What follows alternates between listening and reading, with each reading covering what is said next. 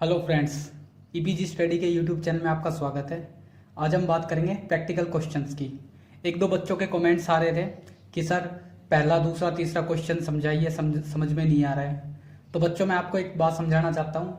आप सीधा practical questions के ऊपर मत जाइए, पहले इनकी थ्योरेटिकल समझने की कोशिश कीजिए कि कैसे कैसे ये क्वेश्चंस हुआ है। तो आइए देखते हैं। सबसे पहले हमारा पहला क्वेश्चन है, हमें देख इसमें इनकम एंड एक्सपेंडिचर अकाउंट बनाना है। ठीक है, तो आइए देखते हैं।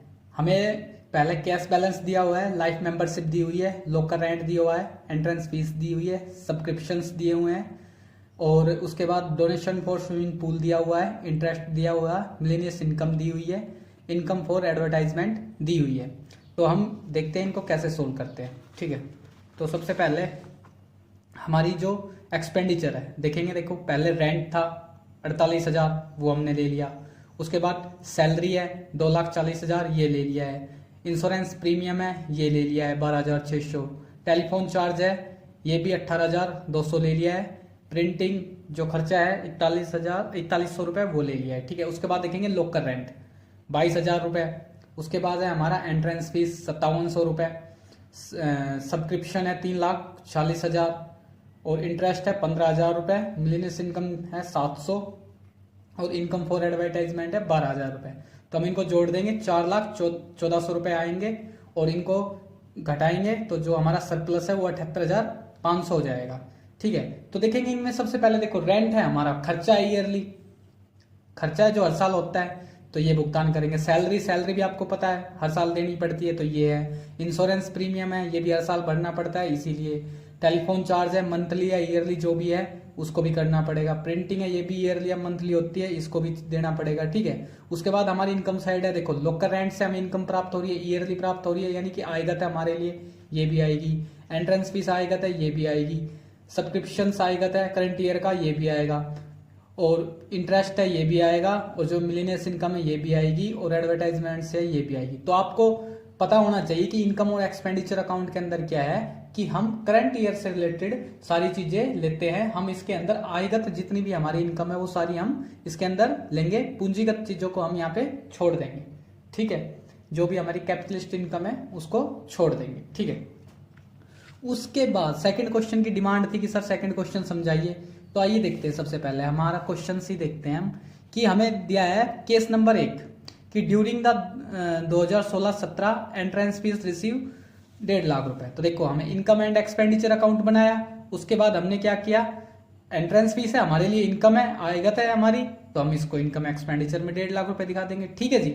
इसके बाद सेकंड क्वेश्चन है, सेकंड दे रखे, during the year 2016-17 entrance fees receive 15,000। The policy the club treat entrance fees of revenue receipt.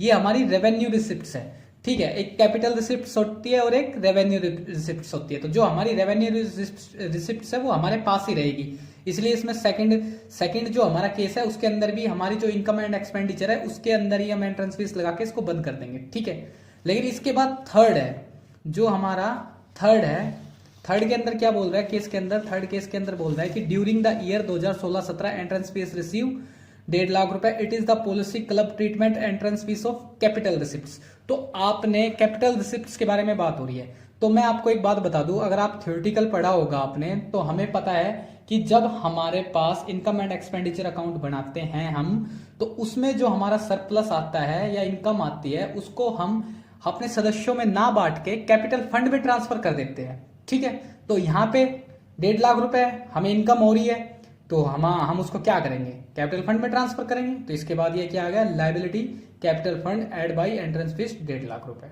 ठीक है, और जो हमारा फोर्थ है वो देखेंगे क्या कह रहे हैं कि during the year 2016-17 entrance fees 1.5 lakh रुपए and according the policy 40% of the entrance fees is capitalist, कि 40% हमने कैपिटलिस्ट में डालनी है, बाकी 60% हमने रखनी है। तो सबसे पहले income expenditure entrance fees 60 1.5 lakh की 60% निकालेंगे, 90,000 हमने रख ली है, बाकी इसको ट्रांसफर करेंगे। तो कैपिटल फंड एंट्रेंस फीस 40% निकालेंगे, 60,000 इसको ट्रांसफर कर देंगे।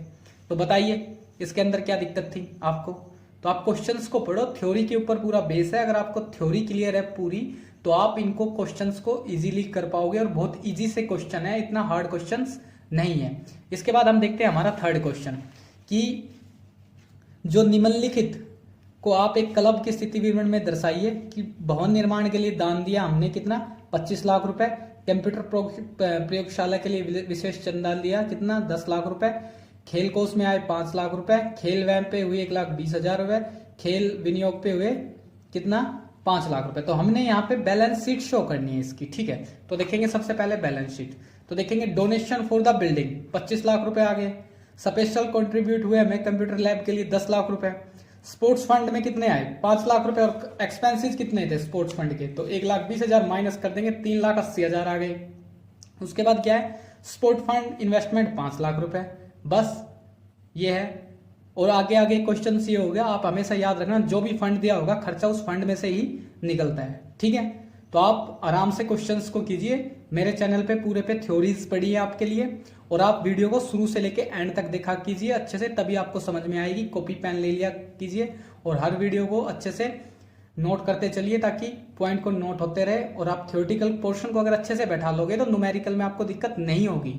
आप पहले सीधा ही न्यूमेरिकल की तरफ मत भागो, वरना आपको दिक्कत आएंगी बहुत ज्यादा, ठीक है जी। हमारे चैनल को सब्सक्राइब कर लीजिए, बेल आइकन की घंटी को दबा लीजिए ताकि हमारी हर वीडियो की नोटिफिकेशन आपको मिलती रहे। थैंक यू, जय हिंद।